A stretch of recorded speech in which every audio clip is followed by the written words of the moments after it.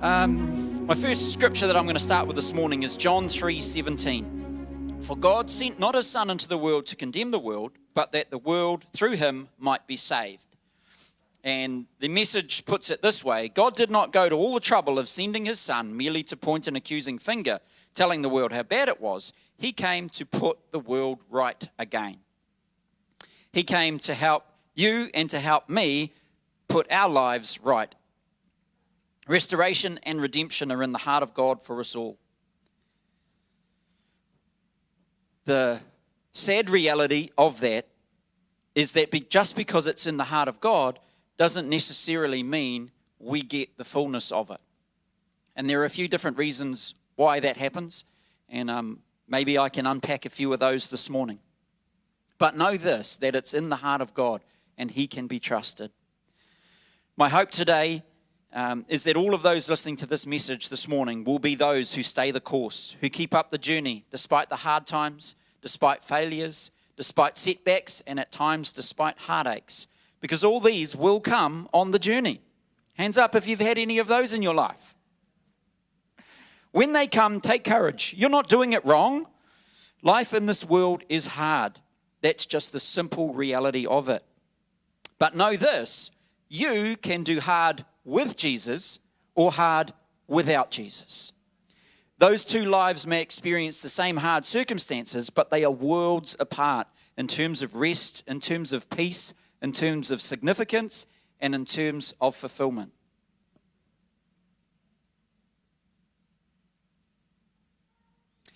You know, we need to be honest with ourselves. I'm just going to say sometimes. We actually need to be honest with ourselves all the time. Here's a point, though. You don't need to be honest with everybody all the time. Yeah. You might be thinking, aren't we supposed to be honest? Well, sometimes no. You know, somebody has I'm going down a rabbit hole. Somebody has a newborn baby and you're like, gosh, that baby's ugly. That is not the time to be honest. You know, but sometimes there was a particular baby that I remember when I say that story. My goodness, that baby was ugly. 26 years later, oh my goodness, that person is beautiful. Anyway, so we don't need to be honest all the time. That's a little bit of a reference to what's coming in the marriage thing sometimes. We don't need to be honest with our feelings all the time, do we, Tony? You know, I mean, when Lynn wakes up and you know, she doesn't, I feel how do you feel today? I feel like you're an idiot. You know, that's not a time to be honest with those feelings. I love how Mark Gungor says, a simple good morning will suffice. Be nice. All right. But anyway, this morning we're going to be honest about this fact that in order to stay the course, to continue on the journey, it's going to take faith. Hebrews 11:6 begins with this. And without faith, it is impossible to please God. Faith. What kind of faith is this going to take? In 2 Corinthians 5:7, it says, we walk by faith, not by sight. Does that mean we walk by blind faith? No, not at all. Just because we walk by faith and not by sight doesn't mean that faith is blind. What it means is that our faith sees clearer than our sight a lot of the times. Faith can see through walls. It can see what's on the other side. It can see through the doors. It can see through circumstances, and it sees through seasons. It sees through trials, and it sees through setbacks. And often it will not see the detail, but it sees the big picture, the God picture, the picture that's often undetectable to our human eyes and understanding. Hey, Maya, there's a screen above your head. If you could smack that on so I can, if you can, so that I can see the time. Do the one that's got the big as time on it, and that'll help me hold to time. Proverbs 3:5-6 says, trust in the Lord with all of your heart and lean not on your own understanding. In all your ways submit to him and he will make your paths straight. Faith, complete trust or confidence in someone or something. And so, of course, in order to have complete confidence and faith, there must be faithfulness. You know, and I put that out there this morning that the only one who was ultimately and totally, completely faithful is God. You know, you can put your trust in people, and at times they will fail you. So if we can trust people, but if we put our trust in Christ, the one who never fails, we can have faith in him. He is so faithful that even when we are faithless, he remains faithful. It says it right here in 2 Timothy 2:13. It says, if we are faithless, he remains faithful, for he cannot disown himself. Faith is not blind when it sees the nature of God. And that's the key that I really want to focus on this morning. The heart of God is restoration. When our faith sees and knows the heart of God, then it's not blind. The reality is, on the journey, we have a journey of restoration. We have some times where it feels like faith is blind. But I pray this morning that the Holy Spirit can help open our eyes to a new level of the ease of faith, of the joy of faith, of the natural trusting having faith. You know, it says unless you become like a little child. You know, if you have a 4-year-old son, mine is now 6, so it's not quite the same, but when he was 4, he wakes up, I come out with a Superman costume on. He says, Daddy, can you fly? I'm like, of course I can, son. Little man believes me. You can fly, Daddy, because he has that faith. He has since grown up to know that only Jesus can be trusted fully, not Daddy, and Daddy can't fly because he's seen me fall over a few times when we're running around. But it's that kind of faith. It's that knowing that you know that you know that you know. That is the kind of faith that we all have as an inheritance. We all have the potential from it. But for different reasons, sometimes it feels like our faith is blind. Stepping out in faith can feel scary and out of control if we don't comprehend how good God is, if we don't really comprehend what he is like. And, you know, you can say, yeah, but he's so unpredictable. Well, true. You never actually know what he's going to do, but you know it's going to be good because even though he's so unpredictable, he is also so predictable. God is love. He never changes. He is totally predictable in that he is good all the time. His ways are above our ways, and his understanding is above our understanding. Trust in his precepts and principles because he is faithful. He works all things together for good for those who love him and are called according to his purposes. And he will complete his good work in you. Why? Because he is faithful. Not because you are, because he is. Hebrews 10:23, I think that's on the screen behind us, says, let us hold unswervingly to the hope we profess, for he who promised is faithful. So that's what God is like. He is faithful. If you base your faith right there, it will never be blind faith. Now, there are times when we need to stir up our faith, times when we need to realign our faith. Because we're human, it just tends to wax and wane. You know, you'll have times where you feel invincible because of the space of faith you're in. And the other times you will find yourself worrying and finances, and is this going to turn out, and did I make the right, all of these worries will come in. That's the time to stir up your faith, to renew your faith.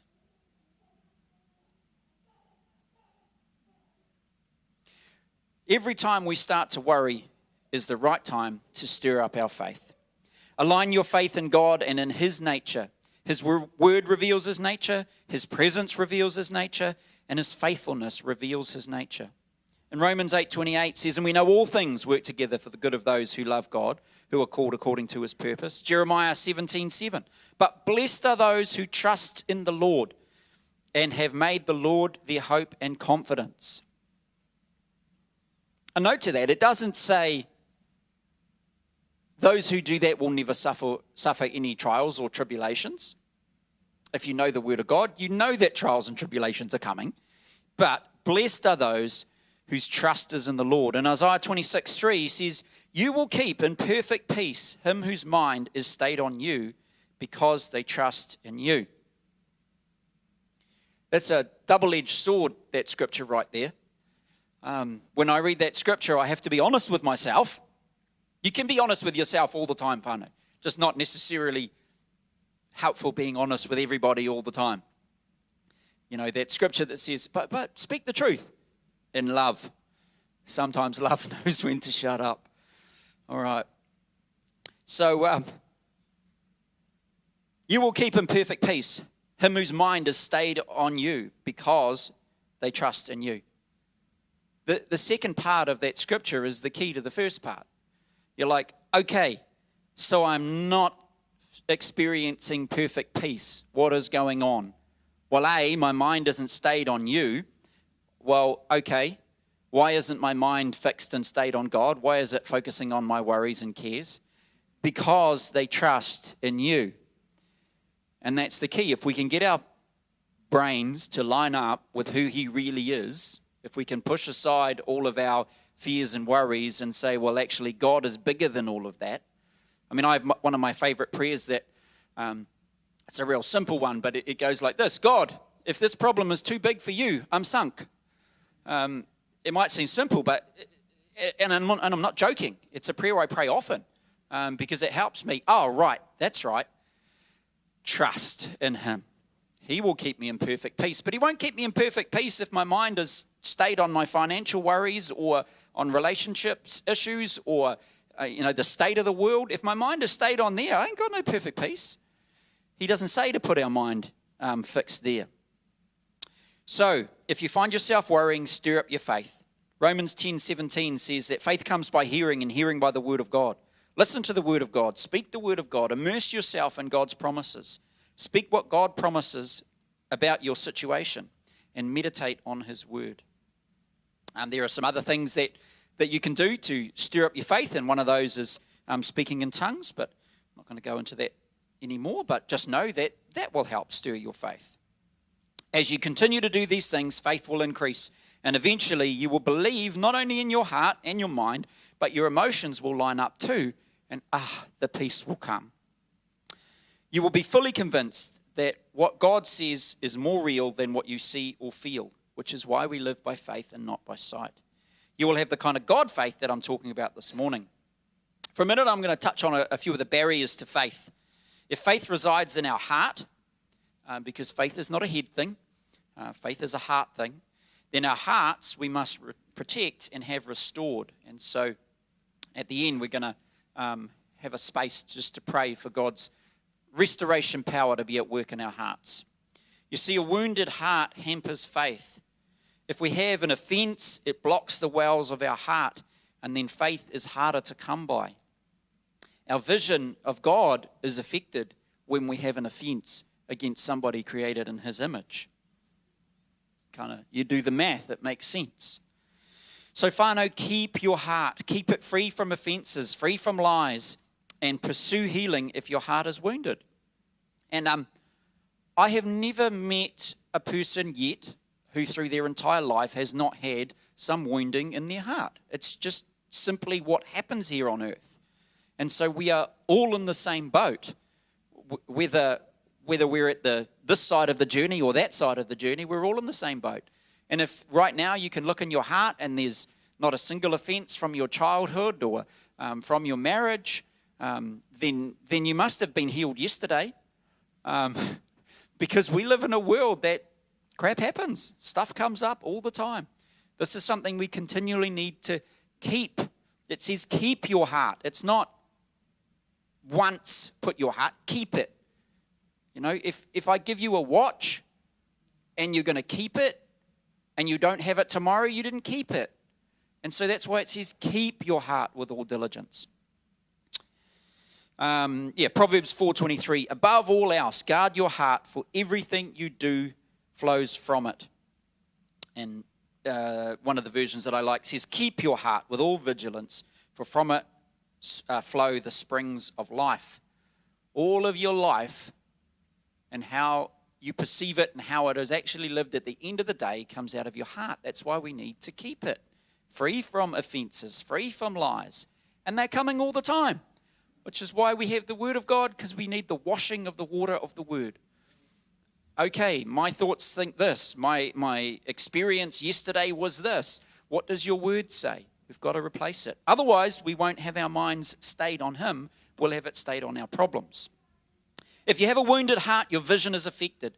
The ability for your heart to see has been affected. And your ability to know and trust God is affected because your heart has eyes. Everyone say, my heart has eyes.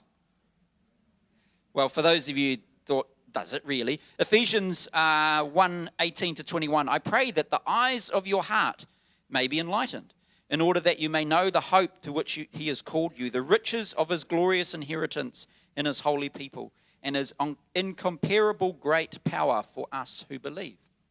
Our eyes have heart. Trusting in God with a wounded heart is a mission. I would say there's a level of it that is impossible. Our trust can only go so far as our heart will let us go.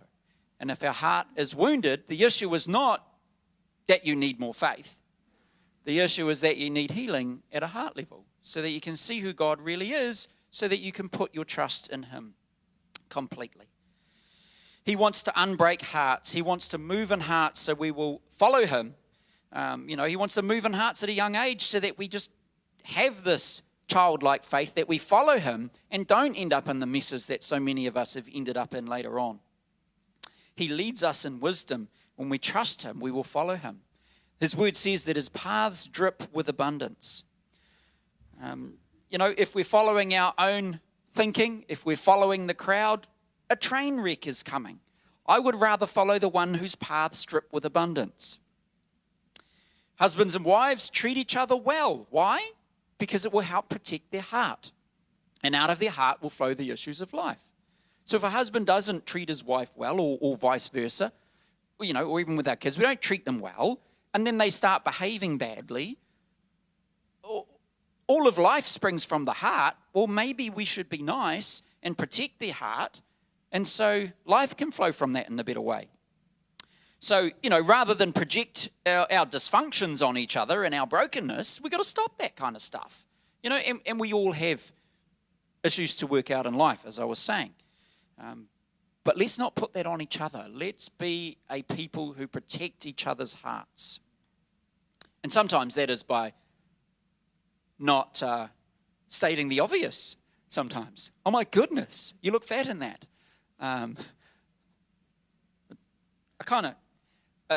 Anyone who watches Ice Age, it's not fat, it's just poofy. That's what Manny said.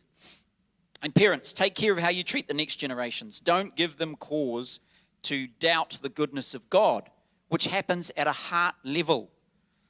Protect their heart. The word of God says that in Ephesians 6:4, fathers, do not provoke your children to anger by the way you treat them. It goes for all of us. But fathers, do not provoke your children to anger by the way you treat them. Rather, bring them up with the discipline and instruction that comes from the Lord. And I added to that, not the kind of discipline and instruction that you inherited from this broken world's mess that you live in. Because the parent in me is coming out now. I see some other parents who have inherited a broken mess, and they are doing so well at not passing that on to their children, and that is totally commendable. But at the same time, because they were disciplined so harsh and instructed so harshly, they withdraw and pull out of discipline and instruction in order to not carry on in what they inherited, because they love their kids and they don't want to pass that on. The word of God says, rather, bring them up with the discipline and instruction that comes from the Lord. So withdrawing all discipline and instruction is a train wreck waiting to happen. I commend the parents who are not doing it how it was passed on to them, but at the same time, we still need to put discipline and instruction in our kids. So that's just zapping ahead to the end of May on our parenting nights. All right, so you might find yourself in a state where you're like, man, I've done the damage already. By the time you've heard this message, you're like, where was that 10 years ago? There is still good news. God is a restorer. Restoration is in the heart of God. Seek his mercy and restoration for your family. He's the restorer, he's the redeemer, and he is the healer. Luke 19:10 says, for the Son of Man came to seek and save the lost. And the Message puts it this way, for the Son of Man came to find and restore the lost. There is a restoration in the heart of God. And we need to give him the broken bits and watch him do his work. I just wrote a note here that I put on my 10:30 bits, and I think it's important this morning. I was thinking in worship, there's a song we often sing, where the Spirit of the Lord is, there is freedom. You know that scripture. It's a song that we sing. And yet, we can be standing there in a room, bound up in an area of our lives, and we're singing, where the Spirit of the Lord is, there is freedom. Now, we're not lying, but we're not experiencing freedom. What's going on there? The Word of God doesn't lie, and it says, where the Spirit of the Lord is, there is freedom. You can feel His Spirit in the room. So why is there not freedom? Where the Spirit of the Lord is, there is freedom. It's not talking about a room. He dwells in the hearts of men. He dwells in the hearts of women. There are areas in our hearts where He isn't, where we don't have freedom. It's like we have areas. Lord, I will let you into my relationship areas, but finances, I'm going to do it my way, which generally is a result of, maybe growing up when, like I did, every time a car came down the driveway through the 80s, we thought it was the bank manager coming to repossess the farm and we'd have nowhere to live. And so having that continual fear as a little person, growing up, trusting Him with finances was a big deal. So it's kind of like, right, I need to be responsible there. I can trust God in these areas, trusting you, God. Where the Spirit of the Lord is, there is freedom. You might have an area of pain in relationships, and you might have so many areas of freedom where you feel so free, and then there's that one place. Haven't got freedom there. Let the Spirit of the Lord in to every area of your heart. That's not part of the notes. So anyway, I've got to wrap this up in a minute. Give Him the broken bits and watch Him do His work. One of the most effective prayers I've ever prayed, apart from that, God, if this situation's bigger than you, I'm sunk, is another prayer where I was going through a situation and I just began to see that I just began to feel like, God, something's not right in my heart. The way that I'm seeing people, the way that I'm beginning to judge people, I just felt the Holy Spirit was tapping me on the shoulder saying, hey, you got an area of brokenness there. And to this day, I don't know what He did. But I prayed a prayer like this. God, I sense that you want to do something in my heart. And I just surrendered. I just surrendered from a place in the depths of me that says, God, whatever you need to do, do it. And I had the biggest transformation of my life. In an area of my heart that was healed. My mum had left when I was 13, 14 years of age, and there was a lot of brokenness around that. Not that mum didn't love me all the way through. She absolutely did, but there was brokenness there. And so in my prayer that didn't have enough words, I don't know what you want to do, but just do it all in there. I had an amazing transformation and huge results. The biggest one prayer transformation that I've ever had in my life was just surrendering my heart to Him because I sensed He wanted to do some healing. And we're going to do that in a minute, give Him that chance. So this here, House of Breakthrough, has been a house of restoration in my life. And that doesn't mean that all who come here will be restored, unfortunately. You see, I could have bailed from here years ago. I could have stalled what God was doing in me. I've had challenges here. I've had setbacks here. I've had struggles here. I've had misunderstandings here. I've had betrayal and pain here. And those were just from my close relationships here. So if you're coming to a church, you're like, the church hurt me. The only person that the church has ever hurt is Pastor Lance when he fell off the building twice. The church hurt Pastor Lance. The rest of us, it's people. It's our perceptions, it's our understandings, it's our relationship with others. It's the fact that we're all in this boat together and we all have a level of brokenness. All right? It's just part of the journey. There's a saying that says when you're going through hell, don't stop. So if you're in a hard season, He's not finished. He's not finished. Let Him have His perfect work. So though there's been tough times here, I've remained, I've persevered and been restored here. We will go to new levels, you and I will, as we remain planted in the house of God, according to his promises. You see, on this 33rd anniversary, I really want to make the point, it is Christ alone who we trust. He is our trust. Norm, bless his heart, is not my trust. Julia, bless her heart, my wife, is not my trust. I do not have the mindset that every single call that the pastor makes needs to be right. I just simply don't have it. I have that with Jesus. I don't have the reasoning in my heart that everything that Julia does has to be right or I bail. And yet some people do that with churches. They're like, "You didn't greet me this morning. It's an unfriendly place. I'm out of there." Oh, well, hey, sometimes it's an unfriendly place. What are you going to do about it? Bailing isn't going to help.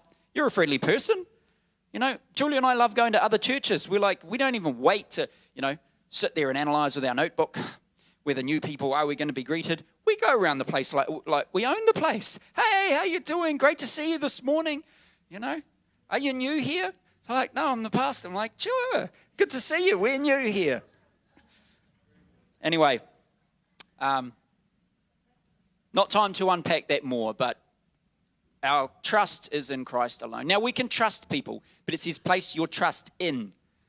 So, there's been a few times where my relationship with Norm has been tested. We've misunderstood each other.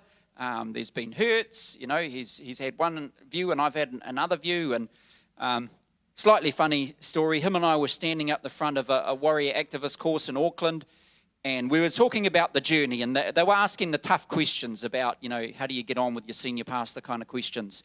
What do you do when you're in a season of change and there's change and one generation's hanging on to it and the other generation wants to move and there's a tension in the middle. And so someone stood up and asked me, have you ever felt like leaving? Have you ever wanted to leave House of Breakthrough? And I could honestly say no, but I've wanted him to leave. And so Norm and I had a good laugh about that. We journeyed through that stuff, but my trust is in Christ. And so if Norm has an imperfect day, if he gets a speeding ticket, it's not the end of it. My trust is not in man, it is in Christ. Anyway, that's just now we have to wrap this up because we are pretty well done. So keep going, whānau. God is a rewarder of those who purposefully seek him. For those of us in dry places, and if you're not in one today, you may be one tomorrow. Seasons happen. It's just the reality. Look around. We are in a season. It all happens in the natural, and so it happens also in the spiritual. So if we can close our eyes and bow our heads this morning. For those in dry places, if your heart is dry, he desires to cause a spring to well up inside of you. His rivers of living water to spring up inside of you as you rest in him. We all go through different seasons. Whānau, if you're going through a winter season, in the natural, what you do is light the fire. You take responsibility for that and you light the fire. Or you turn the heater on. If you're in a hard season in life, light the fire. Lock in your alone times and your worship and your word times with Jesus. Light the fire. Stoke the fire if you are in winter. I know I've been through some winter seasons when I didn't stoke the fire and they were a lot harder and a lot longer than they needed to be. Jesus will give you rest for your soul. All else will fail. Drowning your sorrows will fail. If you're drowning your sorrows in alcohol, they will fail. Drugs will fail. Porn will fail. Trying to harden up will fail. Sinking your life into work will fail. Burying your head in social media will fail. Pleasing man will fail. Putting all your trust in a pastor will fail. All else will fail but Christ, the light of life. He is faithful to complete his work in us. Faithful to supply all of our needs. Faithful to remain with us through every season. Father, as we close this morning, I just want to help us give opportunity to you to heal hearts. Lord, that our vision might be restored, that we might see you for who you are, rather than see you for who our father might have been like, or through abuse that happened in our lives. Help us to forgive, to be clean from that, Lord. Help us keep our hearts every day in a place where they are clean and fresh and whole before you, that we might see you as you are, for who you are, that we might trust. Father, cause a well to spring up inside of each one of us, for your rivers of living water to bubble up, bringing life as we rest in you. I'm just going to take a moment before we close. Just, if you need to pray a prayer this morning that says, God, I don't know what's wrong inside, but something's broken. I surrender. Do your thing. Heal me at a heart level, God. Now's the time to do that.